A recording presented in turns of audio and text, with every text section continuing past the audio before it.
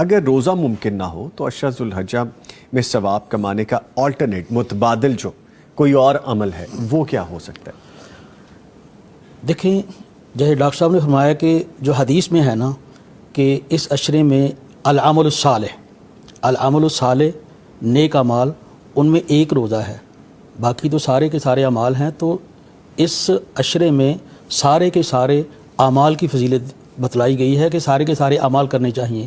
اگر ہم قرآن مجید کو ہی پڑھنا شروع کر دیں، ہم اگر ذکر اذکار کو ہی کرنا شروع کر دیں، ہم اگر نفل نوافل کو ہی پڑھنا شروع کر دیں، تو نفل نوافل کے بھی بارے میں آتا ہے کہ ہم چونکہ فرض پڑھ کے جلدی جلدی ہم نکلنے کی کوشش کرتے ہیں.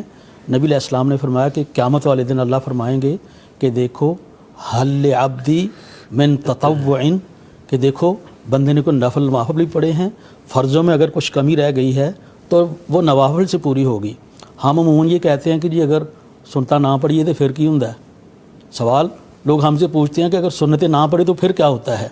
ہم کہتے ہیں کچھ نہیں ہوتا، لیکن بات یہ کہ اگر آپ نہیں پڑھیں گے تو فرضوں کی کمی پوری نہیں ہوگی.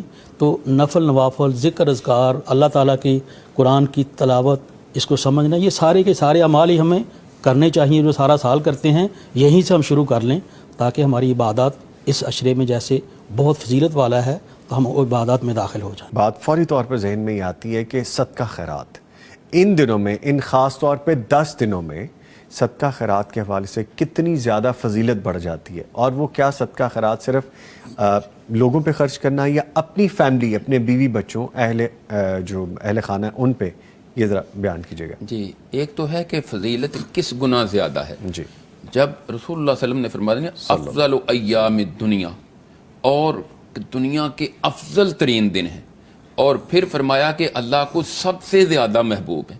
اس کی کوئی لمٹ مقرر نہیں کی گئی حدیث میں، یعنی بہت اس کو افضل قرار دے دیا گیا، بہت زیادہ خیر والا کہہ دیا گیا. جی، تو ہاں، جب اتنا خیر والا عمل ہے، اتنی زیادہ اس کی فضیلت ہے، پھر اس کو خرچ کہاں کرنا ہے، وہ ہے سٹیپ بائی سٹیپ. جی، آپ کے پاس جتنے وسائل ہیں، آپ اپنے گھر والوں پر حلال کما کر خرچ کرتے ہیں تو اس کا بھی آپ کو صدقہ کرنے کا ثواب ملے گا.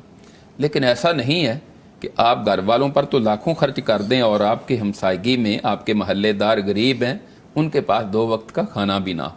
اس لیے سٹیپ بائی سٹیپ آپ بتدریج دیکھیں، جہاں جہاں ضرورت ہے اور جس موقع پر ضرورت ہے. اس میں سے ایک قربانی ہے کہ جس کا کوئی الٹرنیٹ نہیں ہے. جس طرح نماز کا کوئی الٹرنیٹ نہیں، ایک بندہ کہے جی میں نماز نہیں پڑھ سکتا، میں اتنی دیر قرآن پڑھ لیتا ہوں، وہ نماز کا متبادل نہیں ہو سکتا. حکم نماز کا ہے تو نماز ہی پڑھنی ہے، نماز ہی پڑھنی. اسی طرح قربانی کے اس طرح قربانی ہے جی، وہ اس عشرے میں ہے. تو قربانی کا بھی کوئی متبادل نہیں ہو سکتا کہ بندہ کہے قربانی چھوڑ کے چلو ہم ویسے لوگوں میں 2-4 دیگیں پکا کر تقسیم کر دیتے ہیں، لوگوں کو کھانا کھلا دیتے ہیں. نہیں، تو جو بھی اعمال کرے گا وہ اس عشرے میں کرے گا، اس کا اجر اللہ کے ہاں انشاءاللہ اس کو بہت زیادہ ملے گا.